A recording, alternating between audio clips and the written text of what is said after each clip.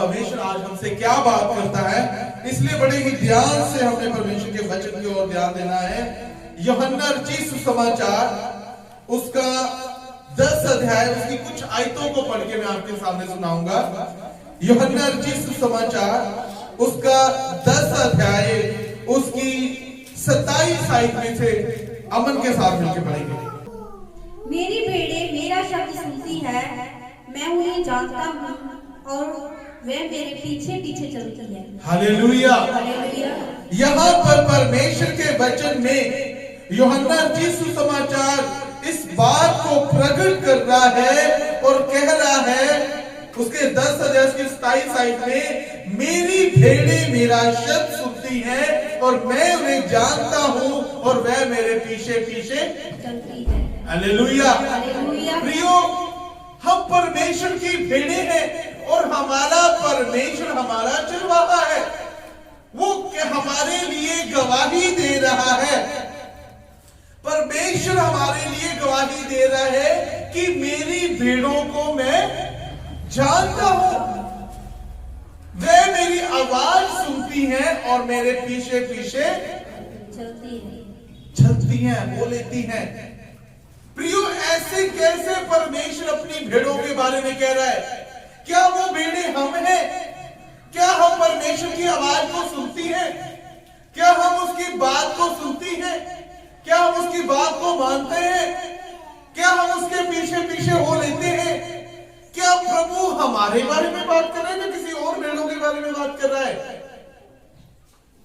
अगर हम परमेश्वर के लोग हैं तो हम परमेश्वर की बात को सुनेंगे, उसकी बात को मानेंगे और उसके पीछे पीछे ही हो लेंगे, और इससे अलावा कुछ नहीं।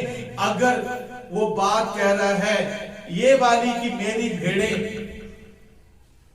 को मैं जानता हूं, मेरे पीछे पीछे हो लेती हैं, तो प्रियो, अगर आपको लगता है वो हम भेड़ें हैं, तो आप परमेश्वर आपके लिए इस बात को कह रहा है, मेरी भेड़ें मेरा शब्द सुनती हैं, वो मैं उन्हें जानता हूं और मैं मेरे पीछे पीछे। शब्द सुनने का मतलब है वचनों पर चलना,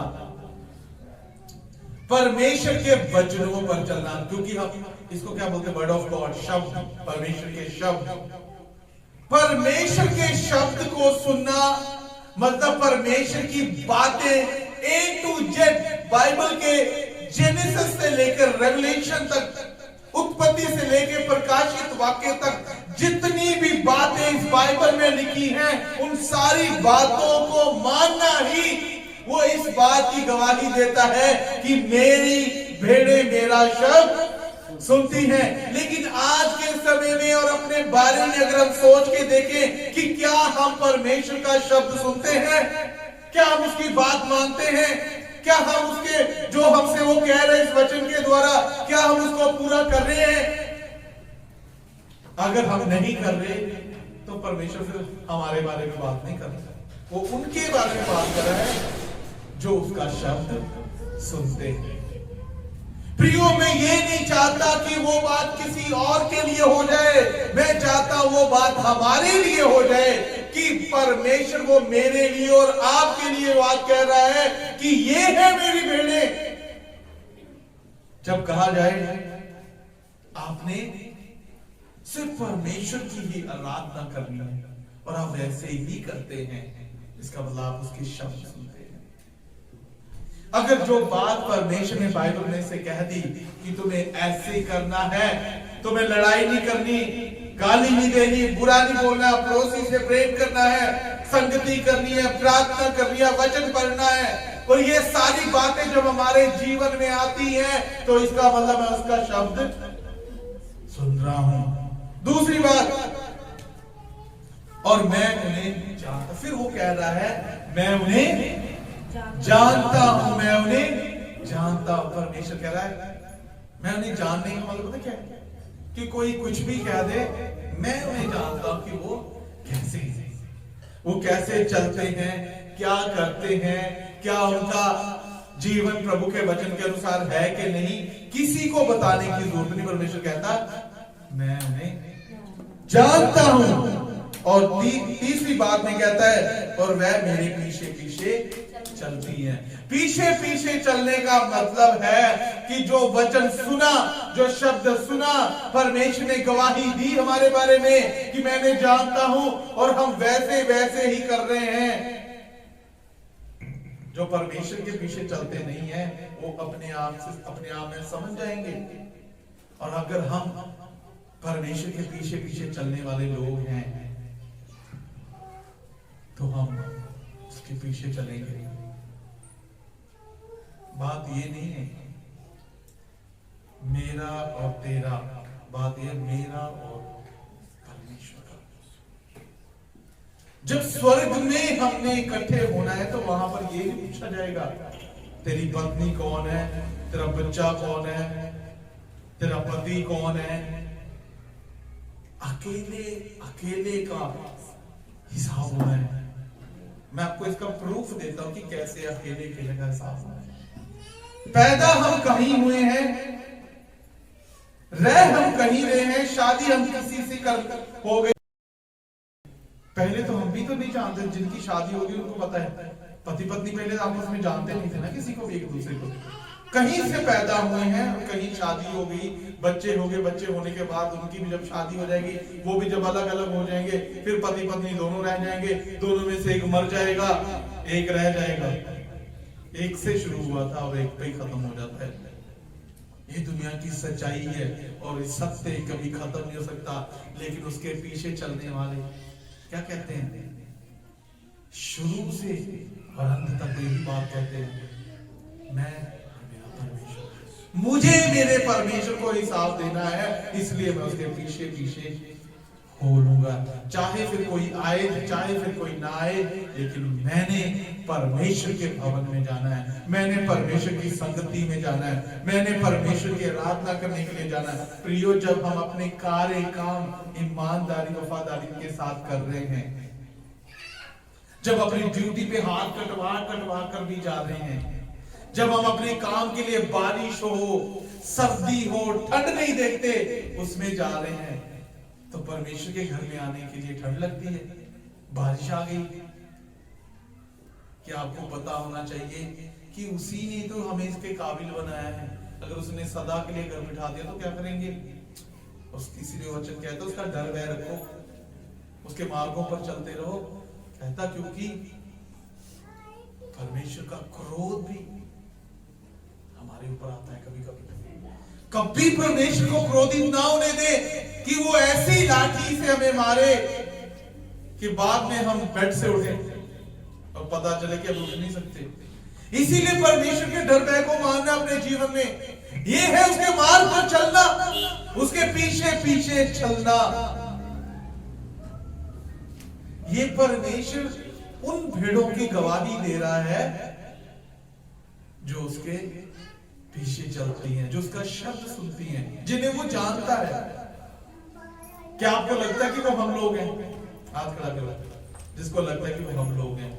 अगर नहीं लगता तो मैं चाहता हूं आज ही परमेश्वर के सामने ऐसा बने कि परमेश्वर वो हम ही लोग बनेंगे जिनकी तू गवाही दे रहा है, जिनके बारे में तू बोल रहा है कि ये मेरी भेड़े हैं, ये मेरा शब्द सुनती है, मैं इन्हें जानता हूं, ये मेरे पीछे हो लेती है, ये किसी और चर्च की या और बात नहीं कर रहा, ये मेरी बात कर रहा है परमेश्वर, वो मैं भेड़ हूं। हालेलुया। आगे से भेड़ भी गवाही देती है, भेड़ भी कुछ कह रही है। जब आप पढ़ते हैं भजन संहिता उसका 23 भजन संहिता में, पहले तो परमेश्वर गवाही दे रहा है अपनी भेड़ों के लिए, अभी भेड़ें गवाही देंगी परमेश्वर के लिए। पढ़िए पहली आयत से ही,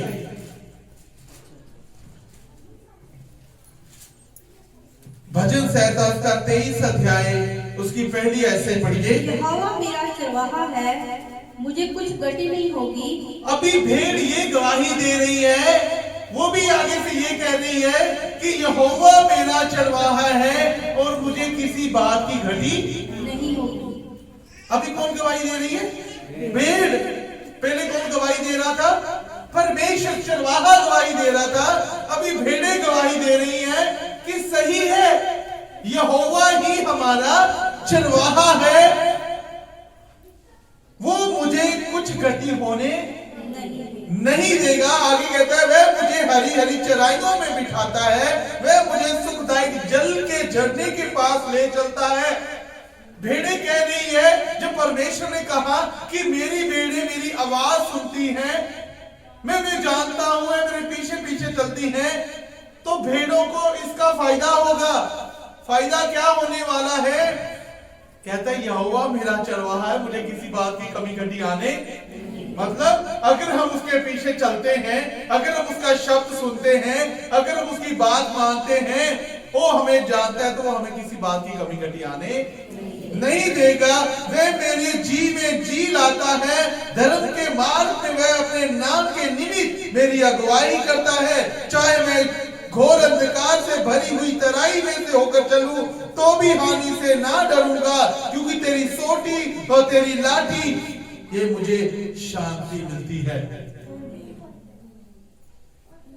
पीछे चलने से, उसका शब्द सुनने से, वो हमें जानता है इस बात में भेड़ों को फायदा ही है, वो हमें किसी बात की कमी, हर बात में उसने कह दिया।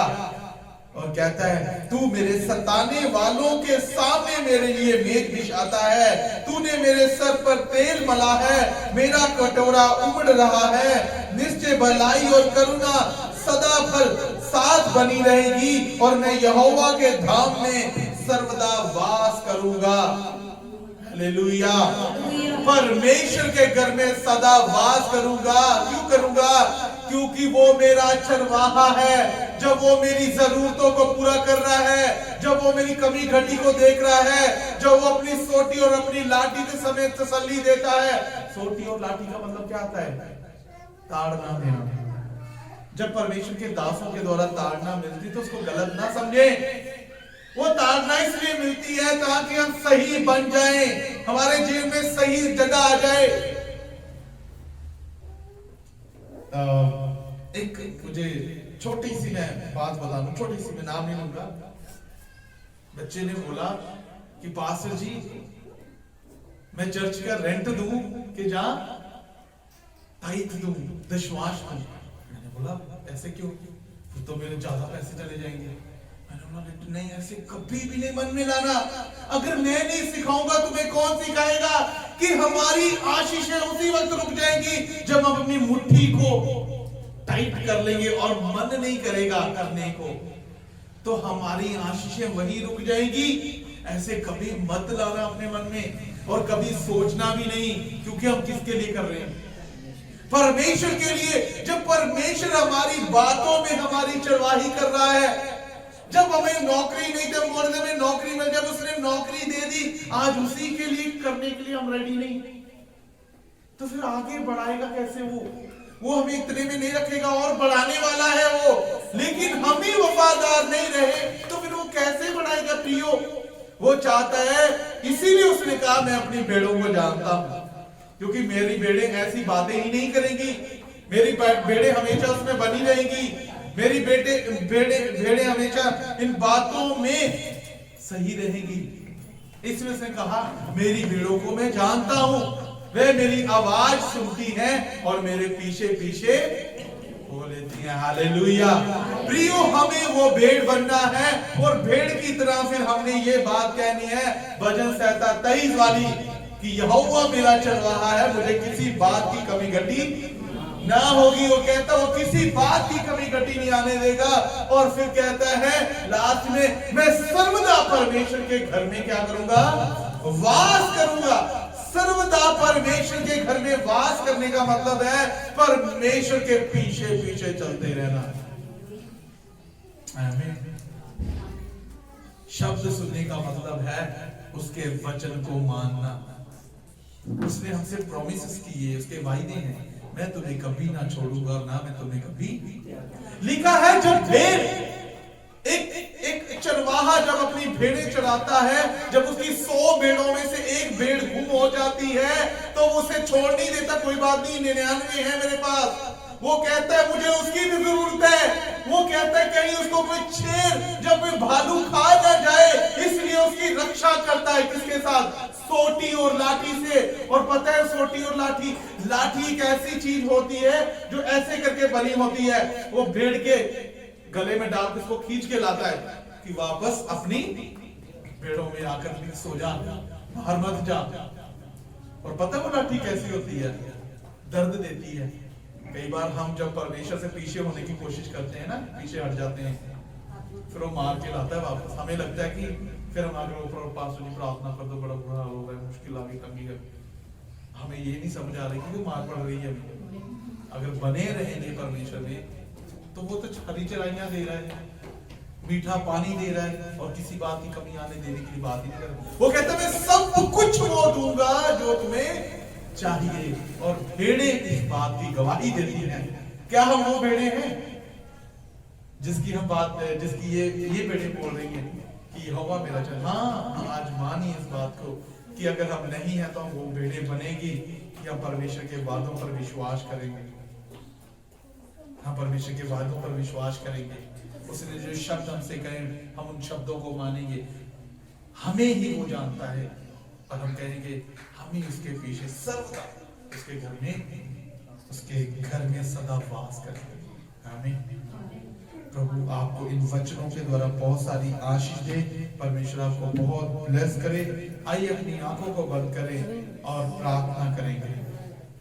परमेश्वर, आज जब हमने सुना आपके वचन से कि आप ही हमारे चरवाहा हो, और आपने भी प्रभु जी हमारे लिए गवाही दी कि मैं अपनी भेड़ों को जानता हूं, वह मेरा शब्द सुनती हैं, मैं उन्हें जानता हूं, वह मेरे पीछे पीछे हो लेती हैं। प्रभु जी, हम भेड़े भी इस बात की गवाही देते हैं कि यहोवा ही मेरा चरवाहा है और मुझे किसी बात की कमी कभी आने नहीं देगा।